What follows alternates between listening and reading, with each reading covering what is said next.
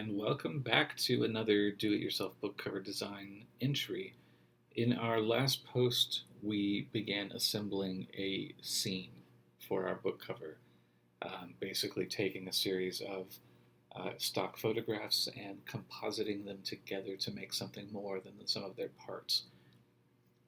What we began with in that last entry was a series of photos like these: clouds, ink in water,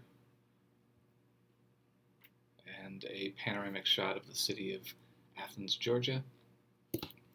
And where we arrived was here, which is sort of a visual execution of the pencil sketch concept that we worked on earlier in the series, which was the idea of a small town being threatened by this ominous sense of murder for our small town murder mystery book. In this particular episode, we're going to look at different ways that we can enhance that cover design, just the visuals of it, in a series of steps that you might refer to as post-production enhancement, photo manipulation, that sort of thing. Really, we're just going to use some of Photoshop's native image adjustment capabilities and a couple of little shortcuts that I've found over the years. In the blog post, there are a few links to different tools that I'm going to be using in this episode. One is a software application called Analog. Another one is a set of Photoshop actions that are based on Instagram filters, believe it or not. And the third is a rights available image of a giraffe, which ends up in most of my book cover designs. If you want to grab those three things before we get started, feel free to. Don't feel obligated to. There's certainly no reason that you have to follow along every step. This is mostly meant to teach you the different things that you can do to a book cover in Photoshop to give it that last little bit of cinematic flair, which for a book like this I think is worth exploring. So again, this is where we ended up, and what we'll be looking at creating today, minus the typography, is an image that looks a little bit more like this. So let's go ahead and get started. Let's go ahead and bring up our cover in Photoshop. This is where we left off in our last episode. I'm going to hide those guidelines with Command H.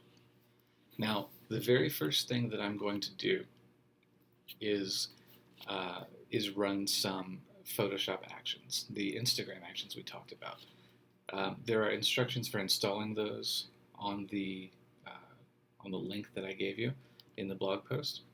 So if you want to follow along, go install those first, then come back, and we'll pick up here. So the way that we do this is, in Photoshop there's an action palette that looks something like this. You can also access it through the window menu and open actions. If you've installed the Photoshop actions for Instagram and you've already loaded them into your action palette, you should see a folder like this, and inside that folder are several different subfolders. Each one of these represents a different action or filter, and if you use Instagram, you'll recognize some of these names, and you might have an idea of the kind of effect that they're going to give you.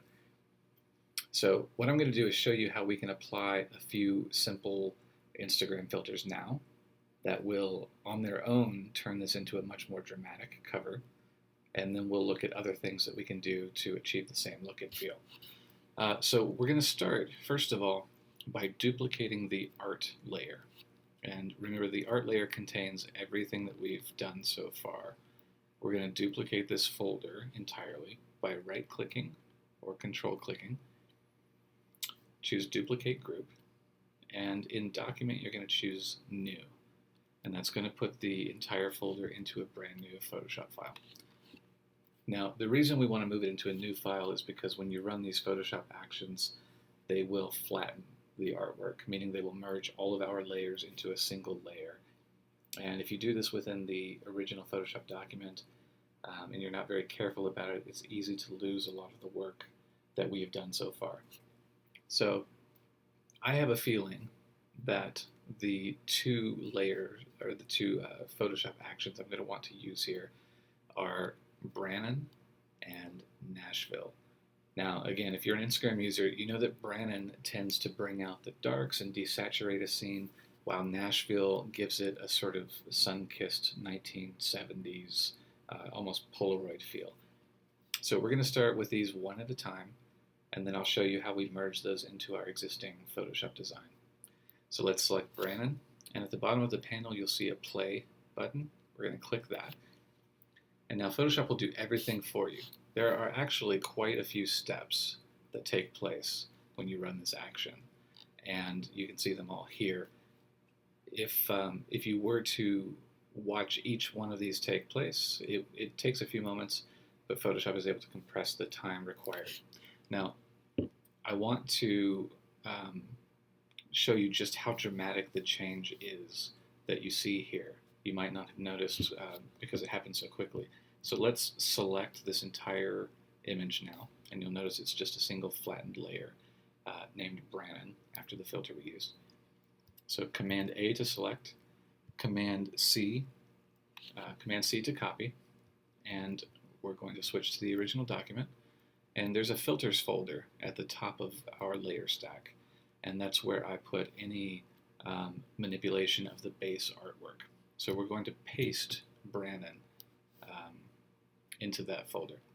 Now I'm going to rename it Brannon because it will give it a default name here.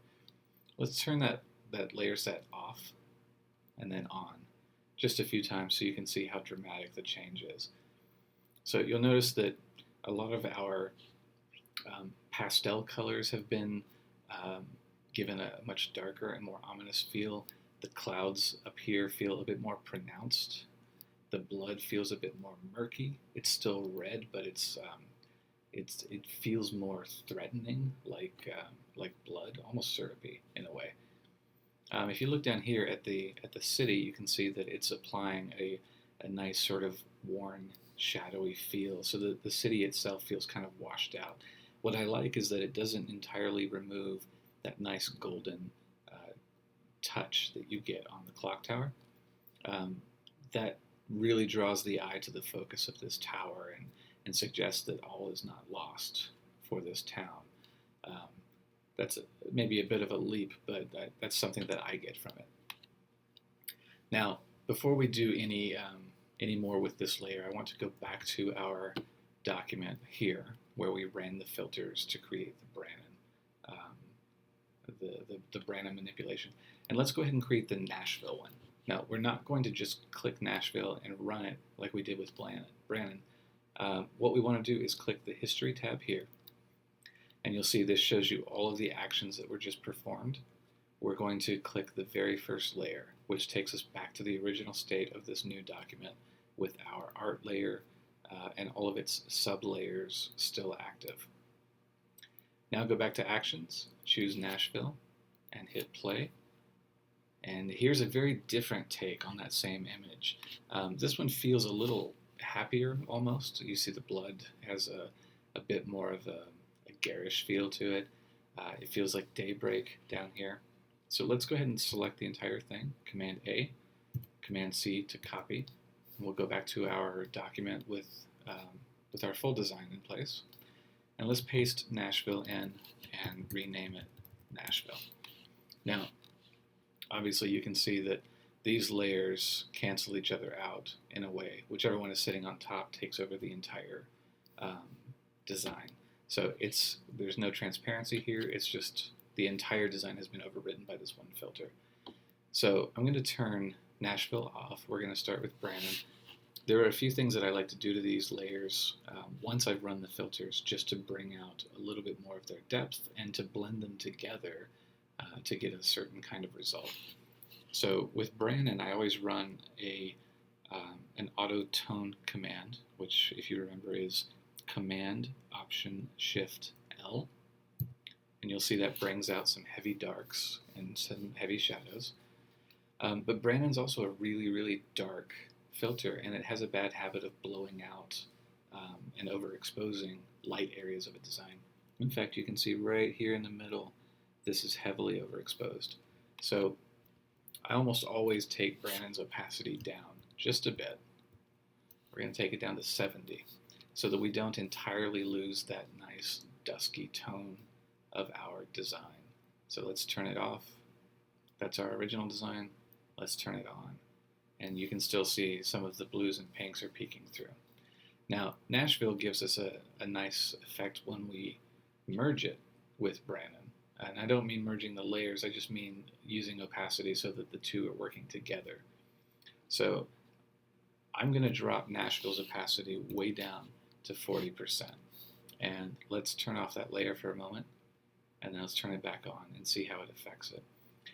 It tends to keep some of the color in the design, but it gives it a washed out, kind of worn out feel, which I think is appropriate for a cover like this. Now, these are the two layers that I often use together, the two Instagram actions I usually combine because I really like their effect. But of course, you can use any one of these different Instagram actions here to get different effects and mix and match them to take a cover in all kinds of directions. Now, before we do anything more, I'm going to turn off the filter layer entirely, and I'm going to show you how you can also use analog to do similar things. So I'm going to save a JPEG from this design. So down here in the format, I'll select JPEG. I'm just going to save it to the desktop, save it at max size.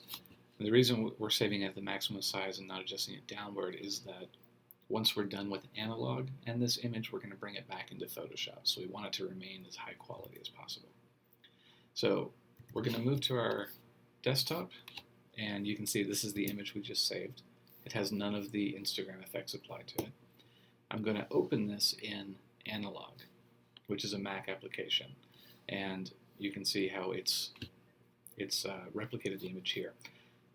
Analog has a whole series of filters here on the right that do all kinds of different things. I don't often combine Analog and the Instagram actions together, but you can certainly do so to get some very dramatic effects. Let's just look at a few of these as examples. Some of these are a bit more extreme than the Instagram actions. Some add some really interesting light bleed effects, like this one or like this one. Some of them play a little bit with the concept of photo texturing with this sort of blown out, double exposed feel. There's a lot of different ways to do it. You can get a three-dimensional effect from it. So here's another way entirely to generate different layers. In the same way that you apply these in your Photoshop file, you would do here. You simply save as from Analog, and I tend to name it after the filter that I have used, just so I don't lose track of what's what. It'll save it to the desktop, as you can see right here. You can bring it into Photoshop, copy that layer. You can always paste it right here, and ta-da. So this is an entirely different look for your cover just by clicking a couple of buttons in Analog. There are plenty of other applications you can use that do similar things. Analog is just one that I happen to like. So I'm going to turn that one off. We're just going to keep moving with these. Now, one thing you may have noticed is that the layer we just deleted from Analog had some very rich darks and some very bright saturation points. There are ways to bring that out in our filters here. One thing you can do, and this is sort of an old Photoshop trick that I used to use quite a bit, and I occasionally still do, is I'll duplicate the Brannon layer. You can see that it's created here right underneath the Nashville layer. I will desaturate it entirely, which is Command-Shift-U, and then I'll drag it up to the top so it's sitting on top of all the other layers. I'll set it to a soft light blend mode, and then I'll adjust the opacity down to 20 or 30%. And let me show you what that's done. It's very subtle, but this layer duplicated and given a soft light feel tends to bring out some of those darks and give us some of those bright whites in the middle. Now the bright whites might be a bit too much, so you can always apply a gradient mask to take out parts of the image that you're not happy with. Other ways to do this are adjustment layers, and I'll just show you one or two of these. But an adjustment layer here under the layer menu, new adjustment layer, allows you to basically set a visual parameter for every layer that exists below your new adjustment layer. So let's say we want to apply a levels layer. It'll ask you to name it. We'll just call it levels. I'll hit OK. And it's going to give you this properties box right here. And this has your levels control built into it. If you've used levels before, you'll understand how this works. If you haven't, it's okay. It has a very simple concept, even though it looks a little frightening. First of all, notice here on the right, it's created a new adjustment layer for us, named levels. And as we adjust these sliders here, it will change what you see in the image. So the far left slider is your shadows, the middle slider is your midtones, and the far right slider is your highlights. So if we just drag our shadows, you can see that the image gets a little darker. If we move our midtones left and right, you can see how that affects what you're creating. Move your highlights, you can see how that affects it. There are also, of course, custom presets you can apply. Some of these are great, some of them are a little heavy. The one thing you want to avoid whenever you possibly can is anything that feels a little bit too high definition. When you get into that zone, then things get a little too crisp and they start to feel surreal. And once you get into the land of the surreal, you lose touch with things like the original theme for this, which is a small town being threatened by an ominous thing. So we don't want to go that far. So I'm going to leave it at this. Now, you might notice there's a little bit of banding taking place here in the image. One way to get rid of that is to apply some noise. So if you go to Filter, Add Noise, you don't need to add very much. We're just going to say 3%. I like to use the uniform noise and monochromatic noise as opposed to non-monochromatic, which has little bursts of color. If you look in there, there's the difference between the two. And if you apply a little bit of noise, it'll sometimes take care of the banding that you see. Not always, and it's not always important if it doesn't, because remember, you're going to have text laying over different parts of this image as well. So I'm going to go ahead and stop us right here. This is, I think, a pretty nice take on that original design. You can see that it feels a bit more ominous. It feels almost more like a movie poster. And if you imagine what this book will feel like when you pick it up, especially if it has a matte textured cover, it's going to have a really nice feel to it. This will be a very lovely book to hold in your hands. So we're going to stop here, and in our next video episode, we're going to look at typography and how to typeset the cover, do some simple text effects, build the spine and the back cover text, and then create our final cover after that. So thanks again for watching, and stick around for the next episode.